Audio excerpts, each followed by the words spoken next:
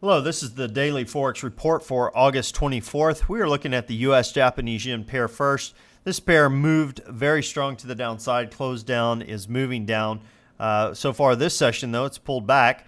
We are looking for it to potentially go as high as 85.60, possibly as low as 82.97. Look for some resistance around 84.75 and look for some support around 83.50. Now let's take a look at the Euro USD pair. This pair continues to move lower. We are looking for this pair to continue that downward trend. Look for it to potentially go as high as 127.92, possibly as low as 125.00. Look for some resistance around 127.25 and look for some support around 125.75.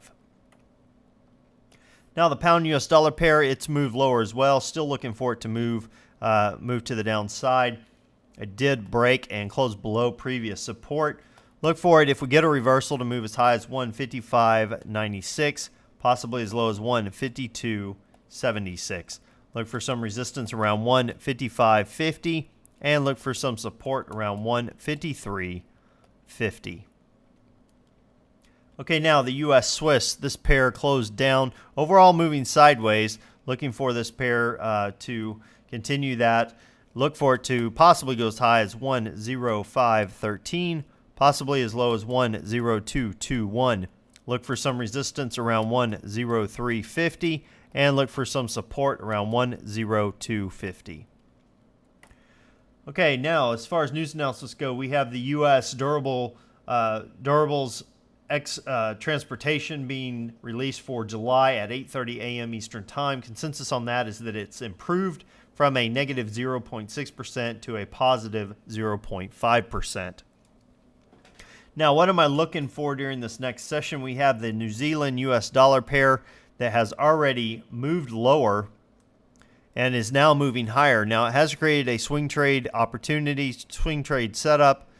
It has already broken the trend line and moved down to previous areas of support. Now, there's about 12 pips there, 10 to 12 pips between the two that it's already gone through. So if the market reverses, this is a reversal play, it will go through that again. So just looking for it to do that. If you come back over here, you can see that this was an area of support previously as well as an area of resistance. So definitely the numbers are for us on this particular one. Let's take a look at the Australian US dollar pair. It has not broken through. It is moving a little bit to the upside at this point, but it has not broken through. So looking strictly for a potential for this, you could basically take the very steep trend line we have from our swing trade opportunity. We have previous areas of resistance, support, support rather, that could potentially be a good place to go ahead and get into the trade and look to grab about 12 pips down to the previous or down to the trend line. Let me zoom in here. So basically we'd look to go ahead and sell short and look for it to come down here, grabbing about 10 pips out of the market. So both of these plays, one's a reversal play to scalp. The other one is purely a trend line off of a swing trade opportunity down to a previous resistance and support area, which would now be a new support area. Well, that about wraps us up for today. Until next time, this is Jason Fielder. Good trading.